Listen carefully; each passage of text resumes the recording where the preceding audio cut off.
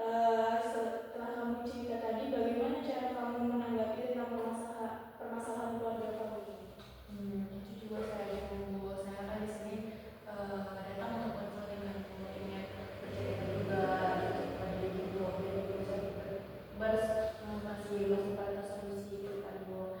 Sebenarnya kalau untuk diri saya sendiri ketika ada masalah seperti itu, sebenarnya saya tidak bisa menerima Bu, karena saya punya penyakit bawaan ya kayak seperti begini gitu Bu. Nah, ketika saya kepikiran atau stres itu sangat saya gemetaran, dingin, kayak masih gitu Bu. Terus ya banyak kali pikirannya pusing gitu kan Bu. Nah kayak gitu Bu, sebenarnya masalah yang tentu nggak bakalan bisa dipikirkan secara cepat gitu kan Bu, pasti bertahap tuh kalau dari diri saya itu Bu. Terus kalau misalnya dari ibu solusinya gimana ibu? Kan kamu bilang kamu punya sakit bawaan gitu. Kamu tahunya kalau itu penyakit itu dari mana? Karena sebelumnya saya udah pernah tunggu kayak gara-gara masalah itu juga gitu kan. Awalnya kan yang apa saya lagi sama orang tua diri sendiri gitu Bu. Saya pernah seperti itu juga Bu. Nah terus kalau untuk saya bilang ke dokter, tetap saya seperti itu secara mental gitu, jadi secara mental Bu. Karena keturunan juga Bu, soalnya di kampung saya penyakitnya seperti itu. Apakah kamu nggak ada kayak cari-cari tahu tentang konseling atau pengobatan yang lainnya gitu? Seperti yang sebelumnya sudah Bu, karena melihat dari orang tua kandung saya yang berpenyakit mental Bu, orang tua saya juga pernah dimasukkan ke video Bu. Nah dari rumah sakit video itu kan kita ngerti kan Bu progres pengobatan seperti apa. Terus orang tua kakak saya tadi itu pengen masukkan saya ke psikolog atau konseling juga kan Bu, tetapi dari diri saya sendiri belum siap Bu untuk menanggapi itu gitu. Apa yang membuat kamu belum siap untuk datang ke konselor atau psikolog? Karena saya sendiri kalau masalah pribadi saya Bu, atau masalah keluarga saya belum pernah cerita sama siapapun kecuali orang terdekat yang benar-benar dekat sama saya Bu gitu. Maupun itu seperti pacar saya, seperti teman-teman saya, kalau memang benar-benar mendekat saya belum berani untuk bercerita Bu. Oh, jadi kamu kayak masih ngerasa ragu kalau misalkan datang ke psikolog ataupun ke konselor gitu ya? Ya Bu, saya takut dengan penyakit seperti diri tadi itu kan penyakit yang istilahnya penyakit mental kan Bu. Nah saya takut ketika orang-orang tahu nanti saya punya penyakit seperti itu, orang-orang menanggap saya seperti orang yang tidak waras Bu. Kayak misalnya apapun yang saya pikirkan itu kan seperti jadi stres kayak gitu loh Bu. Saya takut jadi omongan orang Bu. Jadi kamu merasa takut karena nanti tanggapan orang itu takutnya kamu sakit hati karena tanggapan orang gitu ya. Jadi menurut saya kamu itu nggak perlu merasa takut untuk datang ke konseling ataupun ke psikolog, karena di konseling itu ada yang namanya asas kerahasiaan. Jadi kamu nggak perlu takut lagi untuk cerita. Mungkin iya saya ngerti perasaan kamu gimana, kamu ini masalah terberat di hidup kamu ya kan. Jadi kamu nggak mungkin langsung percaya sama orang yang baru kamu temui, itu wajar. Kita ngerasa ragu ke orang yang baru kita temui itu wajar. Tapi kalau di konseling ini ada yang namanya asas kerahasiaan, itu kita sudah bersumpah kalau kita menerima klien kita nggak akan membocorkan cerita-cerita klien itu.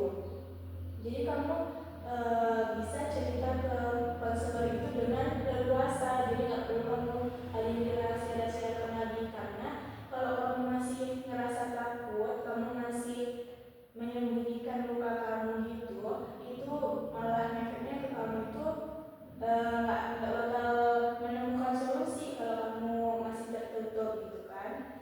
Jadi ini kan masalah mental juga. Masalah mental itu kan harusnya kamu bisa menemukan kebahagiaan kamu gitu kan untuk ngobatin masalah kamu ini. Jadi menurut saya kamu nggak perlu lagi takut kalau datang ke konseling atau ke psikolog, karena mereka pasti ngebantu kamu, nanti ngebantu kamu biar dapatkan solusinya gimana. Bahkan kalau misalkan kamu belum siap datang ke konselor atau ke psikolog itu, kamu bisa datang ke teman kamu atau ke siapapun itu yang kamu percaya. Kamu bisa cerita ke mereka biar beban kamu juga nggak terlalu berat, dan kamu juga bisa mengurangi stres kalau kita cerita ke orang gitu kan.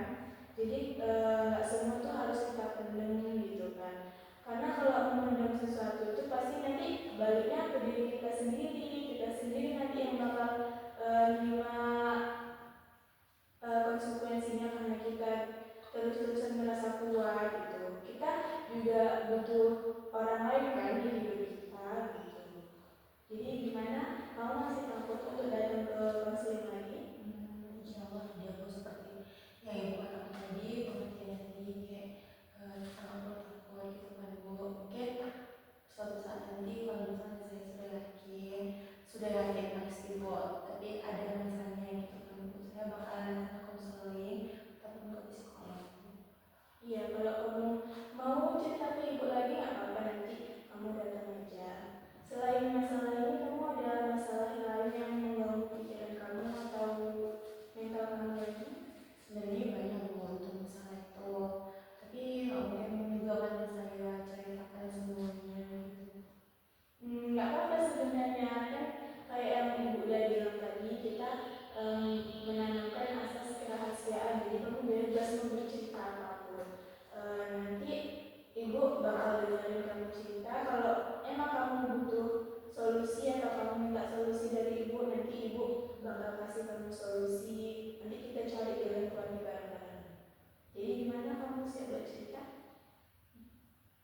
Ya bu, ini saya kan cari banyak bu masalah diri saya sendiri secara kebenaran bu, bicara tulis. Akhir-akhir ini saya ketergantungan banget bu sama yang namanya obat. Biasanya kalau misalnya dari diri saya itu kan kalau misalnya saya kambuh, saya minum obat gitu kan bu. Nah akhir-akhir ini di semester 4 ini saya benar-benar tulisnya bu, seperti observasi gitu. Di satu sisi saya kayaknya gak kepikiran, tapi semakin banyak kayaknya kepikiran itu semakin menjadi gitu. Jadi terlalu sering berpikir kayak gitu kan bu, kayak misalnya gimana ya kalau tugas ini nggak siap, kalau istilahnya udah mau masuk gitu kan gimana gitu, itu pasti bakal kepikiran kan bu. Nah itu sering sekali terbuka ke dari saya kamu gitu.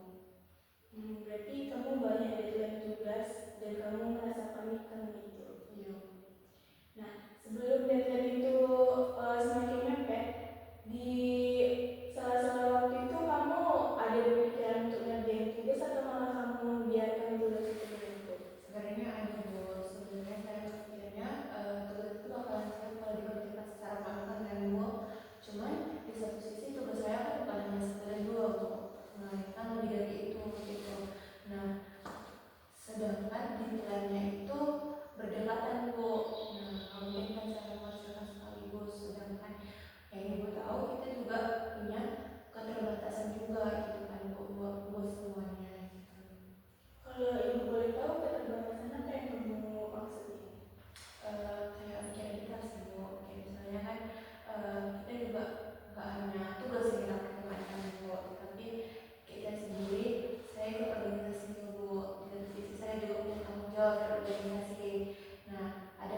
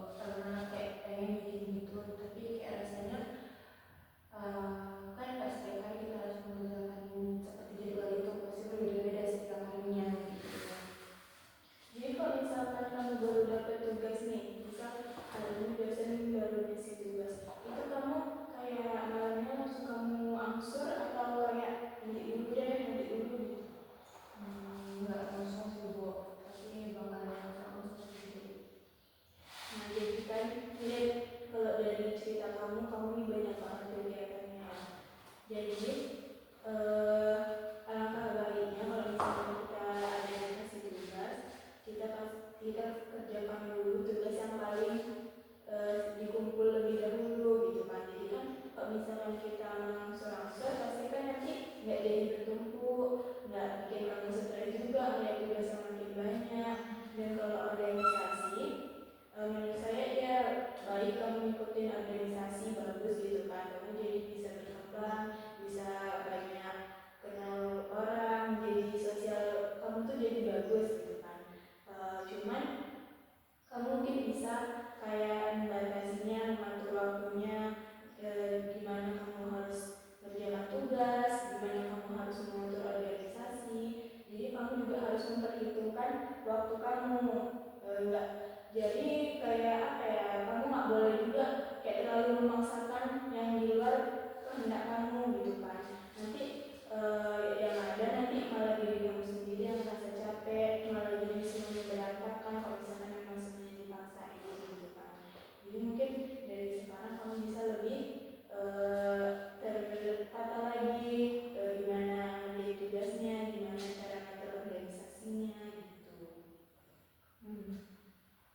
Mungkin itu solusi dari ibu. Mungkin sedikit banyaknya bakal saya terima solusi dari ibu.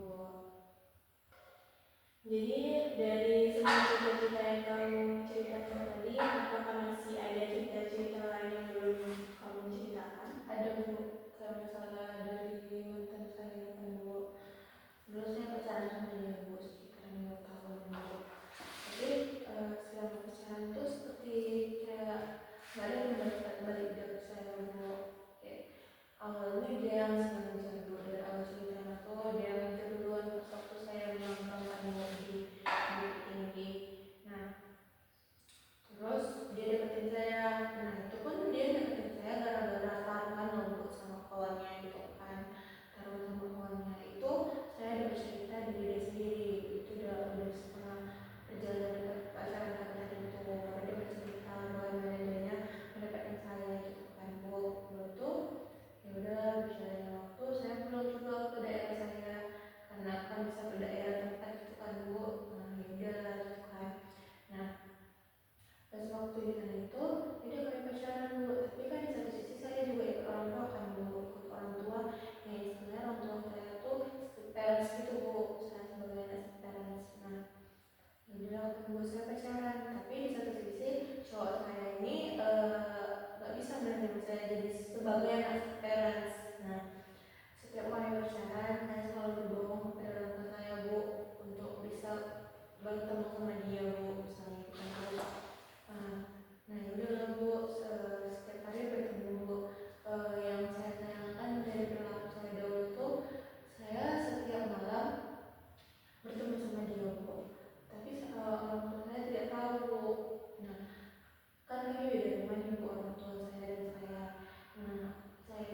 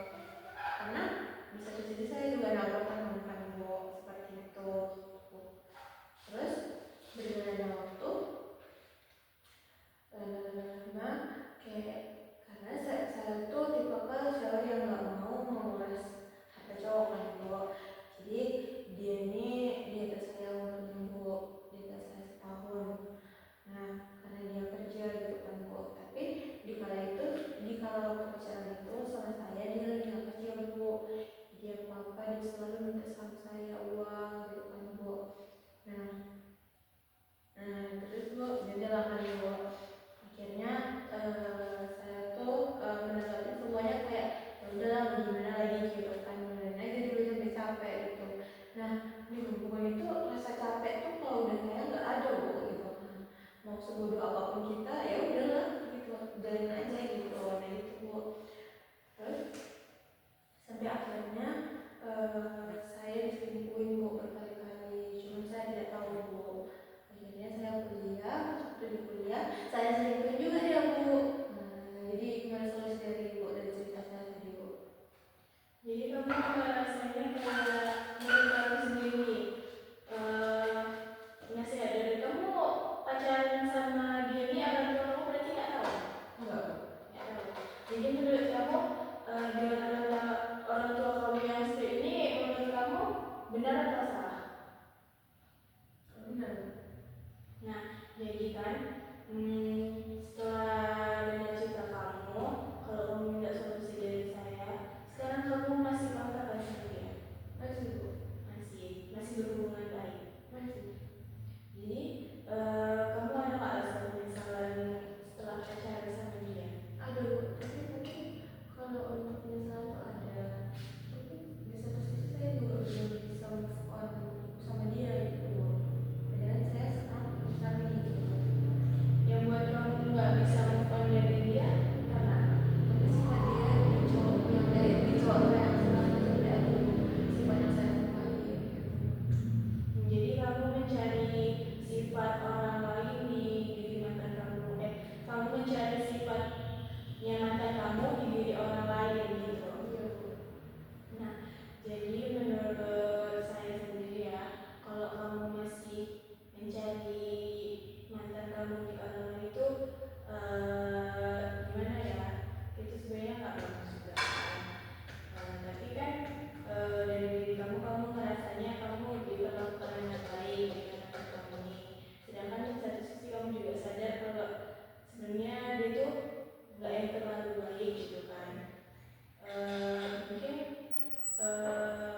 bisa ya untuk berteman aja gitu. Kalau untuk menjalani hubungan mungkin kamu merasanya gimana kalau kamu menjalani hubungan lagi sama dia?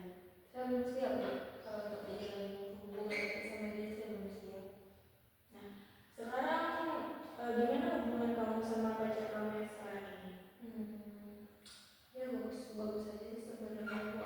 Ketika itu sebenarnya Bu, ketika saya lagi bermain sama dia, bermain maksudnya satu sisi saya pengen sama dia kayak setia gitu kan Bu. Cuman dia tuh nggak bagus sama saya gitu. Ketika saya lagi bermain sama dia, malahan sifat dia itu berbeda gitu. Nah saya bingung dengan sifat dia yang seperti itu Bu. Jadi kamu kayak merasa nyaman sama dia, cuman kamu masih belum bisa terima kalau sifat dia ini jauh berbeda sama mantan kamu gitu.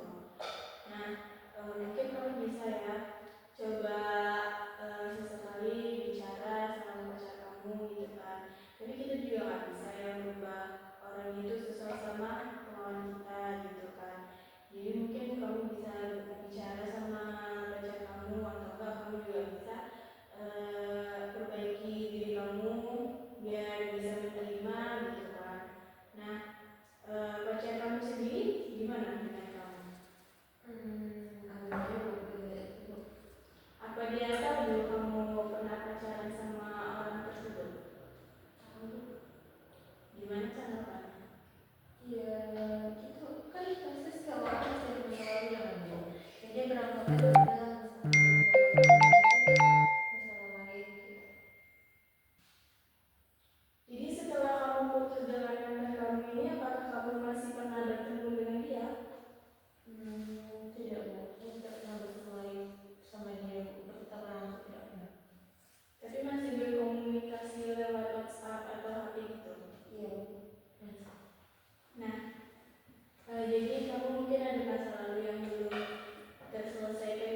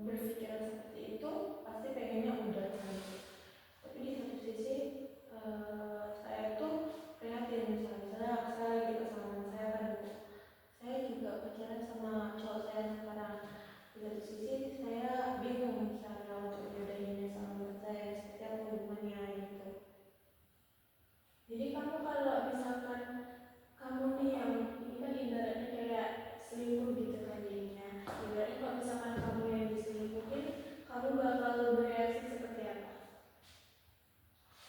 Cuma nangis. Karena aku juga pernah di posisi itu. Saya menanggapi nangis. Setelah mungkin saya tenang, dia minta maaf, saya maafkan. Nah jadi kamu pernah nggak kayak ngerasa saya ini perbuatan saya ini salah, saya nggak boleh nih sebenarnya kayak gini gitu kan. Nah dari situ kamu kan bisa menyimpulkan kalau ini perbuatan yang nggak baik gitu kan. Jadi kamu gimana ke depannya yang mau kamu lakuin biar hubungan kamu ini tetap berjalan lancar, tapi kamu juga nggak menutup komunikasi dengan mantan kamu ini?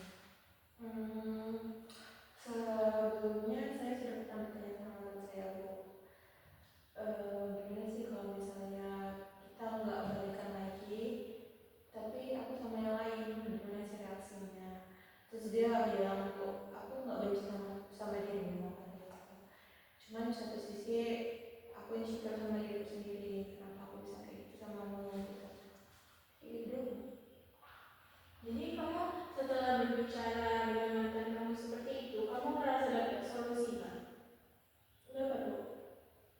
Solusinya ya mungkin ya walaupun kita nggak sama-sama, ya udah gitu, kalau ada komunikasi walaupun nggak setiap hari gitu, pasti ada kayak solusi ya. Saya juga dekat sama orang tuanya kan, Bu, sama orang tuanya gitu, mungkin dari orang tuanya atau dari teman-temannya gitu. Nah kamu sendiri ngerasa lebih bahagia kalau kamu lagi dekat sama mantan kamu atau sama pacar kamu yang sekarang? Dua-duanya, Bu. Dua-duanya. Jadi ibaratnya poinnya 50-50 gitu. Iya. Yang menurut kamu untuk kedepannya yang lebih masuk itu dari mantan kamu atau dari pacar kamu yang sekarang? Dari pacar saya yang sekarang, Bu. Karena Sebenarnya sifat dia itu random, Bu. Kayak misalnya dikala dia baik banget, dikala dia jahat. Nah, sebenarnya sifat itu semua orang ada ya, Bu. Tapi di saya, menurut saya baik dia itu beda, Bu. Baik dia itu beda gitu, Bu. Nah, kalau dari saya bilangnya, kalau untuk dijadikan suami atau untuk masa depan, saya ambil pacaran sama yang sekarang untuk dijadikan masa depan. Tapi kalau untuk menurut saya enggak. nah jadi kan dari cerita yang kamu ceritakan tadi, mungkin maksud kamu tuh kamu masih mau berhubungan baik dengan mantan kamu tapi tidak dengan hubungan yang serius gitu kan, dan kamu masih mau menjalin hubungan dengan pacar kamu, dan itu yang membuat kamu bisa kamu bawa ke hubungan yang lebih serius. Dan mungkin seiring jalannya waktu kamu boleh berkomunikasi dengan mantan kamu ini, tetapi kamu juga harus ngerti perasaan pacar kamu sekarang itu gimana, karena kamu tadi juga bilang kamu pernah ada di posisi dia gitu kan, dan kamu pastinya juga ngerti kalau di posisi itu juga gak enak gitu kan. Jadi mungkin kamu bisa mulai dari sekarang kamu membatasi untuk berkomunikasi atau bereaksi dengan mantan kamu, karena untuk menghargai pacar kamu sendiri juga. Dan kamu pasti juga mengharapkan perubahan dari pacar kamu itu kan. Kamu juga berharap dia tuh nggak ngelakuin hal-hal yang kamu nggak suka gitu kan.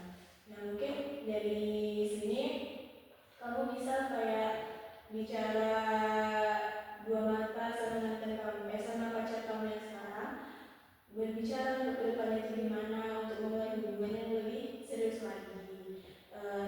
Karena kan kita makin lama tuh pasti makin serius kan hidupnya gitu. Jadi kamu juga harus punya komitmen yang emang benar-benar serius untuk kedepannya itu gimana sama pacar kamu, dan kamu sendiri pun harus bisa mengasih jarak dengan mantan kamu itu untuk menghargai pacar kamu yang sekarang. Nah mungkin kamu juga bisa ya dipraktekkan mulai sekarang untuk menjaga jarak dengan mantan kamu itu dan lebih menghargai pacar kamu yang sekarang ini. Kalau memang kamu benar sayang dengan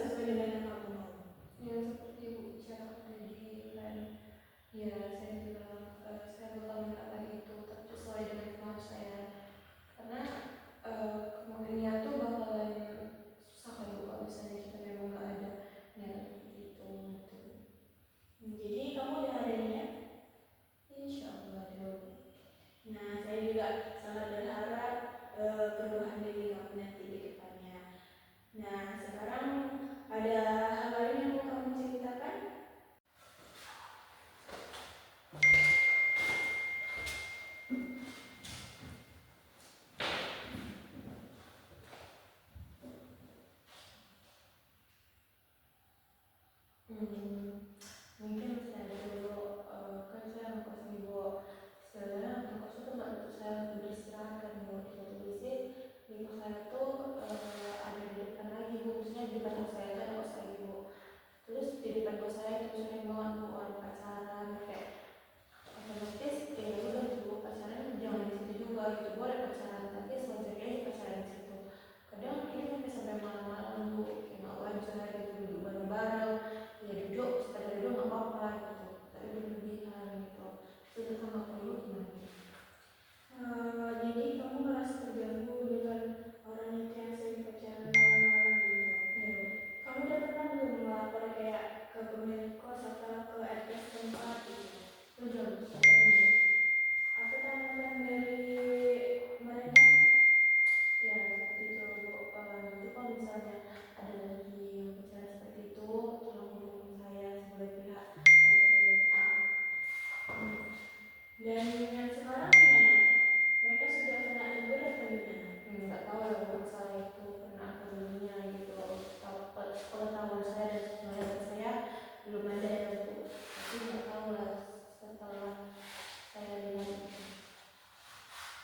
Jadi kamu kenal dengan orang yang berpacaran gitu? Tidak Bu, saya pernah melihat. Pernah nggak kamu kayak berinisiatif untuk menegur secara langsung gitu? Pengennya seperti itu Bu, tapi kenyamanan kita kan beda-beda kan Bu. Nah, saya takutnya dari itu nanti ketika saya misalnya saya beli cowok juga nih Bu, tapi kan saya tahu juga tempat ketika saya seperti itu nanti soal saya nonton di situ atau soal saya mau di situ, takutnya saya dikadukan seperti yang tidak Bu. Jadi kamu merasa kamu ini pengen negur dia, tapi kamu juga satu sisi kamu juga punya cowok, jadi kamu takutnya nanti karena kamu udah ngadukan terus mereka dendam, jadi mereka nanti malah ngadukan juga yang enggak gitu.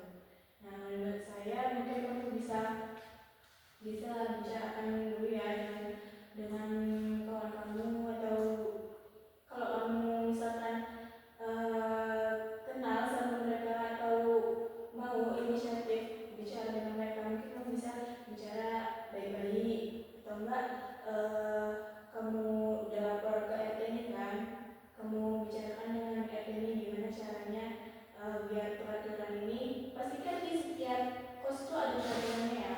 Nah kalau enggak kamu hubungi langsung yang pemilik kos itu, bagaimana caranya mereka yang menegur kan, karena kalau misalkan sesama anak kos yang menegur mungkin mereka kayak merasanya sama-sama ngekos kok gitu kan. Nah mungkin kalau misalkan dari yang pemilik kos atau dari yang pihak lebih dewasa lagi, mereka kan pastinya ada rasa segan atau gimana gitu kan. Jadi kalau misalkan itu mengganggu kamu, mungkin itu yang saya bilang tadi, kamu bisa coba mendengurnya dengan pelan, dengan sopan, dengan kata-kata yang tidak menyakiti orang tersebut.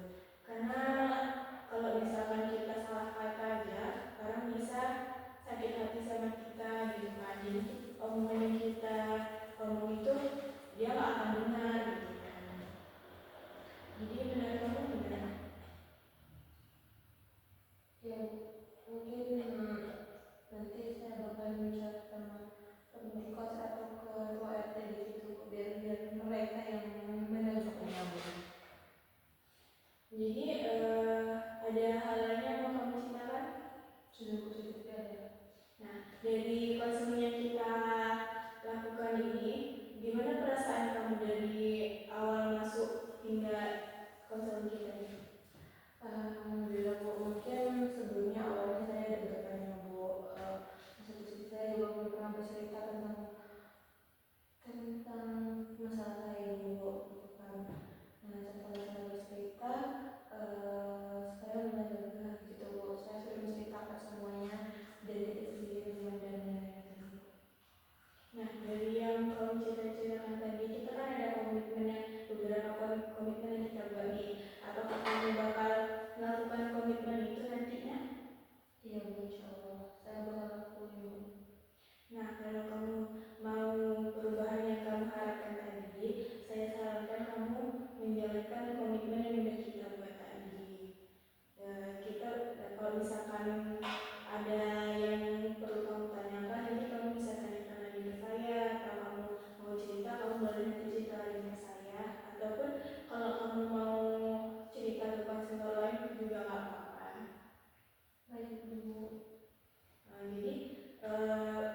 sudah lega?